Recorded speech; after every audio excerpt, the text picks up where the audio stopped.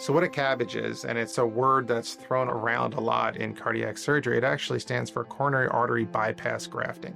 And what that is when you have a blockage in the coronary arteries, which are the arteries that feed the heart muscle itself, that results in chest pain, or worst case scenario can result in a heart attack. One of the therapies for that is CABG, or bypassing the coronary arteries. And the way that we do that is we actually use arteries that are already in your body. So they're already on the chest wall. Sometimes we'll use a piece of vein that's in the leg, and we use those arteries and veins to actually bypass the blockage. It would be as if there were a traffic jam on a highway and you're literally building another lane around that blockage so that blood can now go around and actually perfuse that muscle, prevent heart attacks, and take away that chest pain.